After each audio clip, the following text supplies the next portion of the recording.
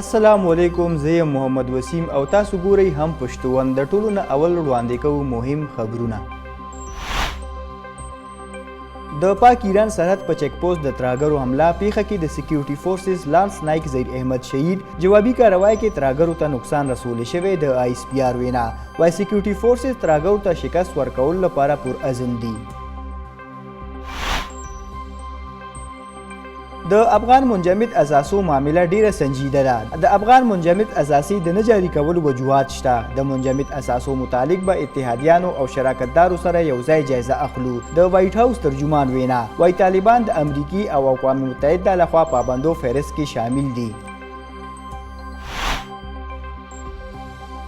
پاکستان د ډیرې مودې راهیسې د افغان مهاجرینو مېلمستیا کوي. افغانستان کې د لوی انساني بحران پیدا کېدو خطره موجود ده. نړیوال ملکونه دې د افغانستان مرسته وکړي. د خارجه چارو وزیر شاه محمود قریشي وینا وایي اقوام متحده ته مقبوضه کشمیر کې د بھارتی ظلم نوټس اخیستل پکار دي. د مسلم لیگ نون صدر شهباز شریف ملک کې په بدلون سوالونه پورته کړي. شهباز شریف وايي حکومت 3 کالو دوران ملک د ګرانۍ او بیروزګارۍ په سمندر کې ډوب کړی دی. موجوده حکومت د ولس نه انتقام اخلي. د نیب چیرمن د ملازمت موده ختمه شوې ده. هغه په دیاړی کار کوي. معلومه نه ده چې د نوي چیرمن مشاورت کې به څومره میاشتې لګي. د پخواني وزیر اعظم شاهد خاقان عباسي میډیا سره خبرې وایي د نیب چیرمن په لوی لوی سکینډلو خاموشه دی. د بېدرکه شوو تنانو په کیس کې پرمختګ. وفاقي حکومت د بېدرکه شوي تن کورنۍ ته 14 لکه روپۍ ادا کړي. چیف جسټس اسلام آباد های کورټ عطر من الله د بېدرکه شوي تن عمران خان د بازیابۍ لپاره په دایه درخواست سماعت وکړو. د پېټرولو قیمتونو کې د لوی کمی امکان. ټول ملک کې د پېټرولو قیمتونو کې د 11 روپو پورې د کمی امکان دی. عالمي منډای کې د تیلو قیمتونو کې د کمی له وجې ملک کې د پېټرولو قیمتونو کې کمی متوقع ده. عالمي منډای کې د خام تیلو قیمتونو کې کمی مخې ته راغلی دی. صنعتونو ته ګیس بندېدو باوجود هم کراچۍ کې د ګیس بحران. د کراچۍ مختلف علاقو کې د ګیس کمی شکایتونه مخې ته راغلي دي. ولس سخت مشکلاتو سره مخ. ماشومان سکولونو ته بغیر د ناشتې په تلو مجبوره. په خیبر ضلع کې د بلدیاتي الیکشن تیاری خپل عروج ته رسیدلی. د 2000 نه زیات امیدواران په انتخاباتو کې د مقابلې لپاره تیار دي. د بلدیاتي انتخاباتو په اړه ریپورت د بولیټن برخه. ملک د کرونا وایرس زور مات. د خطرناک کرونا وایرس نه نور 3 مریضانو خپل ژوند د لاسه ورکړی. د مړو شوو کسانو مجموعي شمیره 28,890. تیر 30 غنټو کې د کرونا وایرس نور 250 کیسونه ریپورت. د متاثره کسانو مجموعي شمیره 12,190,000 شوې. ملک د کرونا وایرس مثبت کیسونو شره 0.1% ریکارډ.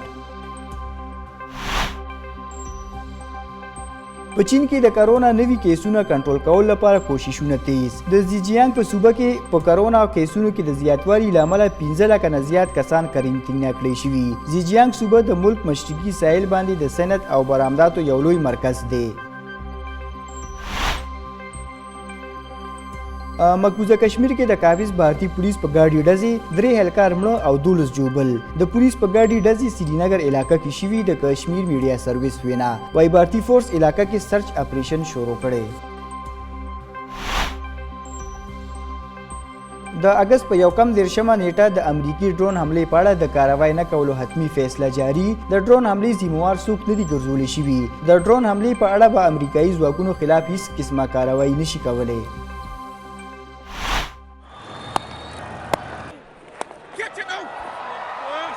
Just eludes O'Shane Thomas at backward point. That's unfortunate. It really is unfortunate for Odean Smith. پاکستان T20 کرکټ کې تاریخ په خپل نوم کړی. د ویسټ انډیز خلاف د T20 سیریز لومبۍ میچ کې قومي کرکټ ټیم کامیابي ترلاسه کړې. د کامیابۍ نه پس د پاکستان ټیم یو کال کې د ټول نه زیات T20 میچونه جوړونکی ټیم جوړ شوی. قومي کرکټ ټیم ویسټ انډیز ته په 3 رنزونو ماتې ورکړې وو. د ملک بالایي علاقو کې د یخنۍ شدت کې اضافه، سوات ملمجبه کې د واورې ورېدو سلسله جاري، چرته بارانونه او چرته واورې ورېدو سره یخني سیوا شوې ده. د موسمیاتو محکمې وینا وايي بالایي خیبر پښتونخوا او ګلګت بلتستان کې د نري باران او په غرونو د واورې ورېدو امکان دی. مهم خبرونه تاسو وکتل. د خبرونو تفصیل له راځو د یو وړې شاندامې نه پس موږ سره اوسئ.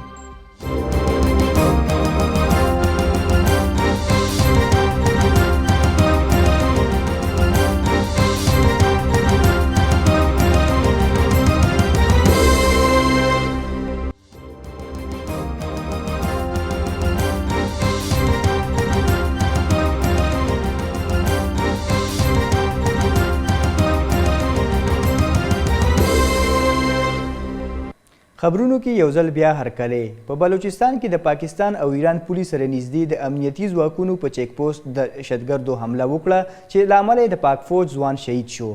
د فوج د اطلاعاتو څانګې ISPR تر مخه ترهګرو د بلوچستان په ابودي سیکټر کې د پاک ایران پولیس سره نږدې په یو چیک پوسټ حمله کړې ده چې لانس نایک ظهیر احمد په ډزو تبادله کې شهید شو. ISPR زیاته کړه چې د ډزو په تبادله کې شهید شوي لانس نایک ظهیر احمد نوشکی سره تعلق لرونکی و. د امنیتي ځواکونو په جوابي کاروای کې ترهګرو ته لوی نقصان رسیدلی دی. د خارجه چارو وزیر شاه محمود قریشي ویلي دي چې پاکستان ډېرې مودې راسي د افغان مهاجرینو میلمستیا کوي. افغانستان د لوی انساني بحران پیدا کېدو خطرې سره مخ دی. خپل یو بیان کې شاه محمود قریشي وینا وه چې نړیوال ملکونه د افغانستان مرسته وکړي. د وویل چې مقبوضه کشمیر کې د بھارتي فوج ظلم سلسله جاري ده او اقوام متحده د کشمیر کې بھارتي ظلم نوټس واخلي. خارجه وزیر دا هم ویل چې پاکستان بھارت ته د مذاکراتو پیشکش کړی و ولې بھارت مذاکراتو کولو نه انکار کړی و. احساس ہو رہا ہے کہ پاکستان ان کے مستقبل کے لیے کتنا اہم کردار ادا کر سکتا ہے. وہاں خوشحالی چاہیے نا, وہاں تجارت چاہیے نا, وہاں آمد و رفت چاہیے نا. اگر آپ فرض کیجیے گندم جانی ہے ہندوستان سے 50,000 ٹن افغانستان, تو اگر پاکستان اجازت دے گا تو جائے گی نا. اور ہم نے اجازت اپنے تعلقات کی کشیدگی کے باوجود جو دی ہے, کیوں دی ہے؟ انسانی اور افغانی مشکلات کو سامنے رکھتے ہوئے ہم نے یہ اجازت دی ہے.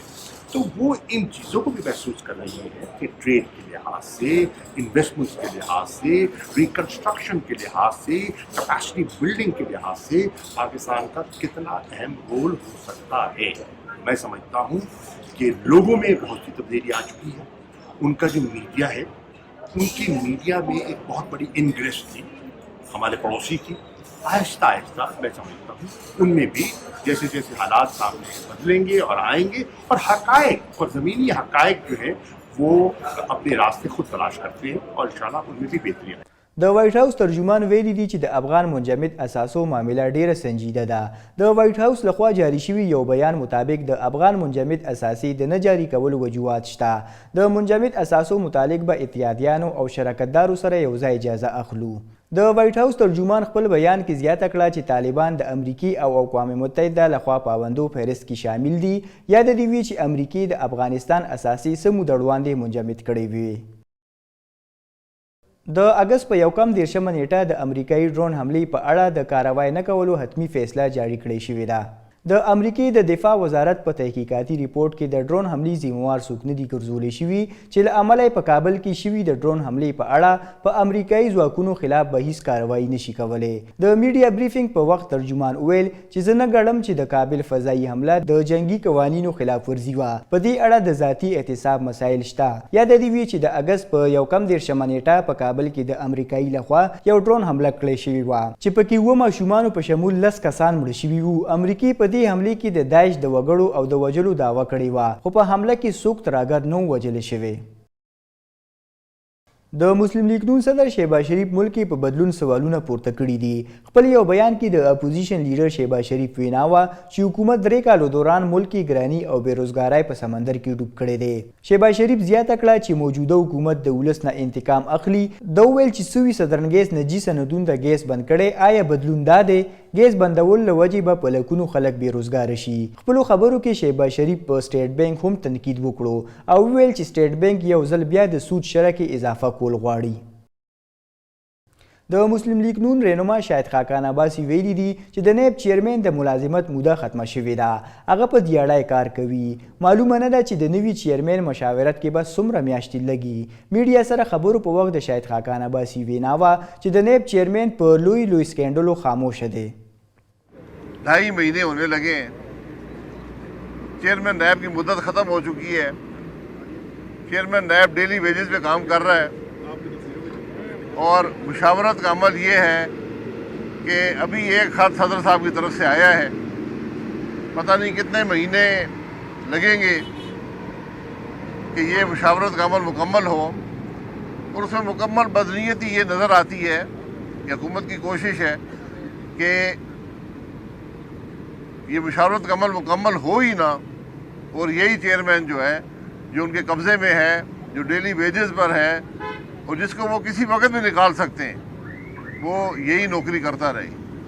اور جو بھرتیاں ڈی جیز کی جا رہی ہیں جو مکمل طور پہ غیر قانونی ہے، وہ عمل بھی جاری ہے. یعنی ایک تو نیب کا چیئرمین وہ ہے جس کے پاس کوئی اختیارات نہیں ہیں. جس میں کوئی اخلاقی قدریں ہوتی تو 6 اکتوبر کو نوکری مکمل ہو گئی، چھوڑ کے گھر چلا جاتا.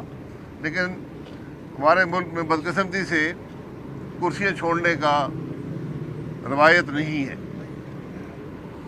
ملک کے اندر آپ حالات کیا ہیں، ہر روز ایک نیا تماشا لگتا ہے. ملک کی قومی اسمبلی کا اسپیکر جو پارلیمان کا وقار ہوتا ہے، پارلیمان کو غیر جانبدار طریقے سے چلاتا ہے، جس کی جو جمہوری قدروں کا علم بردار ہوتا ہے، وہ بلدیاتی انتخاب میں حصہ لینے والوں میں پیسے بانٹ رہا ہے. یہ حالت ہے آج ملک کی، کھلم کھلا، کوئی پرواہ بھی نہیں ہے. اگر کوئی ملک میں جمہوریت ہوتی تو آج استعفیٰ دے کر گھر چلا جاتا. د بېدرکه شوو تنانو په کیس کې پرمختګ شوی دی. وفاقي حکومت د بېدرکه شوي تن کورنۍ ته 14 لکه روپۍ ادا کړي دي. چیف جسټس اسلام آباد های کورټ اتر من الله د بېدرکه شوي تن عمران خان د بازیابۍ لپاره دایر درخواست سماعت وکړو. د سماعت په وخت ډیپټي اټارني جنرال سید طیب شاه عدالت ته وویل چې د 14 اګست د آرډر مطابق بېدرکه کورنۍ ته د 14 لکه روپو ادایګي شوې. د درخواست ګزار وکیل عدالت ته وویل چې کورنۍ ته د بیان حلفای مطابق ټوله ادایګي نه ده شوې. د پټرولیم په نرخونو کې د 11 روپو پورې د کمی امکان دی. د ریپورټونو تر مخه 14 دسمبر نه د پټرولیم په نرخونو کې د کمی امکان دی. راتلونکي 15 ورځو لپاره پټرول 11 روپۍ فی لیټر ارزانېدو امکان دی. د ډیزل په قیمت کې 9 روپۍ فی لیټر کمی راتلی شي. په نړیوال منډای کې د خام تیل په نرخ کې کمی رامخې ته شوې دی او اوس په حکومت د ټیکس سطح کمولو یا زیاتولو حتمی فیصله وړاندې کوي. په پنجاب کې د بلدیاتي وزیر ویلي دي چې کوشش مو دی چې بلدیاتي انتخابات د الکترونیک ووټینګ ماشین د لارې ترسره کړی شي. د الیکشن کمیشن سره مذاکرات روان دي. د بلدیاتي صوبایي وزیر میاں محمود رشید ویلي چې په پنجاب کې د بلدیاتي انتخابات د الکترونیک ووټینګ ماشینونو په ذریعه کول لپاره پر امید یو. د ویل چې الیکشن کمیشن سره مذاکرات روان دي. په اسلام آباد کې بلدیاتي انتخابات په د EVM د لارې ترسره شي. هغه ویل چې زموږ کوشش دی چې په پنجاب کې بلدیاتي انتخابات دي په شفاف طریقے د EVM د لارې ترسره کړی شي. جس طرح کانسٹیٹیوشن میں ایک نئی لیجسلیشن پارلیمنٹ کے اندر ہوئی ہے کہ آئندہ بلدیاتی انتخابات وہ EVM کے تحت کروائے جائیں، اس کے لیے الیکشن کمیشن کے ساتھ حکومت پنجاب اور ہمارے ڈپارٹمنٹ کے مذاکرات جاری ہیں کہ کس طرح سے اس کے اوپر عمل درآمد کیا جا سکتا ہے. اسلام آباد کے اندر یہ الیکشن جو ہے وہ EVM پہ ہونے جا رہا ہے.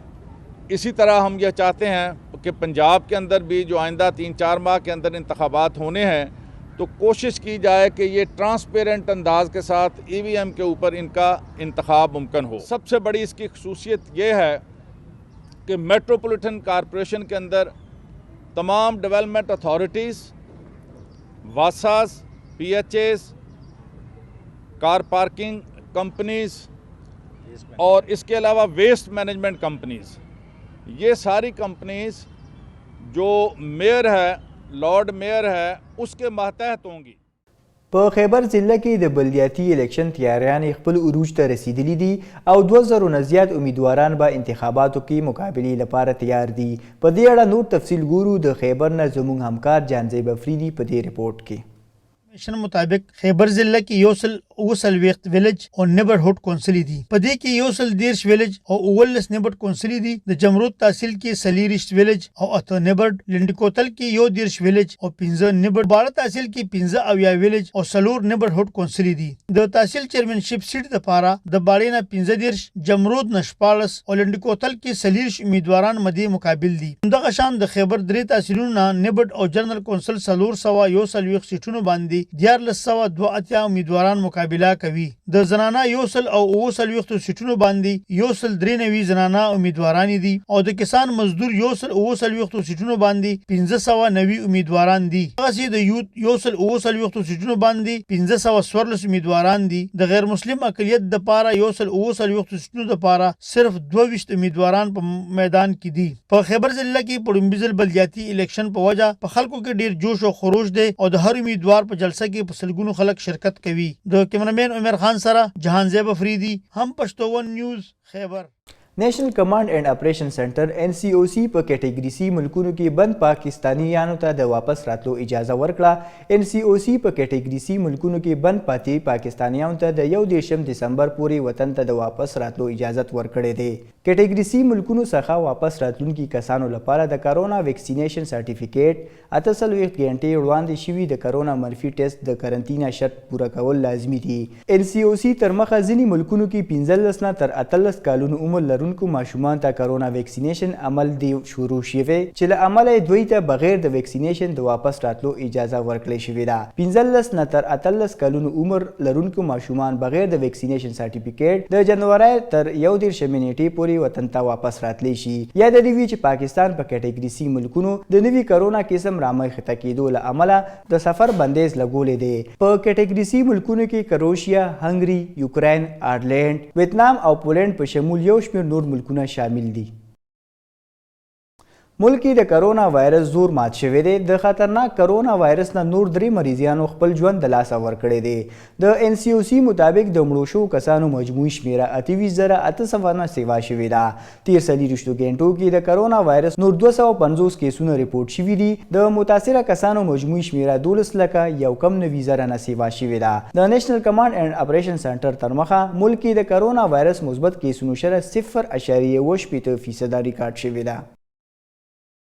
په چین کې د کرونا نوي کیسونو کنټرول کول لپاره کوششونه تیز کړی شوي دي. د زیجیانګ په صوبه کې په کرونا کیسونو کې د زیاتوالي له امله 15 لکه نه زیات کسان قرنطینه کړی شوي دي. زیجیانګ صوبه د ملک په مشرقي ساحل باندې د صنعت او برآمداتو یو لوی مرکز دی چې پکې په مقامي سطح 440 کیسونه ریپورټ شوي دي چې وروسته یې په صوبه کې د وایرس څخه متاثره کسانو شمیره 200 ته رسیدلې ده. بلخوا انتظامي تصدیق کړی دی چې هغوی 15,40,000 کسان قرنطینه کړي دي. صوبه کې مشکلات هغه وخت رامخې ته شو کله چې د اومیکرون لومبی کیس ریپورټ کړی شو او وروسته یې د وایرس خورېدو څخه بچ کولو لپاره سخت انتظامات پورته کړی شو. مقبوضه کشمیر کې بھارتی ترهګري جاری ده. قابض بھارتی فوج یو بل بیګناه کشمیری ځوان شهید کړی دی. د کشمیر میډیا سرویس ویناله چې کشمیری ځوان د اپریشن دوران شهید کړی شوی دی. علاقه کې د قابض بھارتی فوج لخوا انټرنیټ او موبایل سرویس هم بند کړی شوی دی. یاد دی وی چې د نړوان هم بھارتی فوج ګڼ شمیر کشمیریان ځوانان شهیدان کړي دي. واده کې د بھارتی فوج خلاف پر امنه احتجاجونه هم ترسره شوي دي. اوس خبرونو کې شاملو د لوبو خبرونه. پاکستان T20 کرکټ کې تاریخ په خپل نوم کړی دی. د ویسټ انډیز خلاف د T20 سیریز لومبي میچ کې قومي کرکټ ټیم کامیابی ترلاسه کړې ده. د کامیابۍ نه پس پاکستان ټیم یو کال کې د ټول نه زیات T20 میچونه جوړونکی ټیم جوړ شوی دی. تیر ورځ قومي کرکټ ټیم ویسټ انډیز ته په 3 رنزو ماتې ورکړې وو. یاد دی چې قومي کرکټ ټیم د یو کال دوران د ټول نه زیات T20 میچونه ګټلو خپل ریکارډ مات کړی دی. اوس د موسم حال. د ملک په زیاترو سیمو کې به موسم نن یخ او اوچ وي او د پنجاب په میداني سیمو کې به د شپې په وخت د لوړې امکان دی. د ملک بالایي علاقو کې د یخنۍ شدت کې اضافه شوې ده. سوات ملمجبه کې د واورې ورېدو سلسله روانه ده. د موسمیاتو محکمې مطابق چرته بارانونه او چرته واورې ورېدو سره یخني سیوا شوې ده. دې نه علاوه بالایي خیبر پښتونخوا او ګلګت بلتستان کې د نري باران او په غرونو د واورې ورېدو امکان هم دی. هم پښتون خبرونو سره تر دې دمه هم دغه نور تازه معلومات لپاره زموږ سوشل میډیا پاڼه کدی شي. د لوی الله په امان.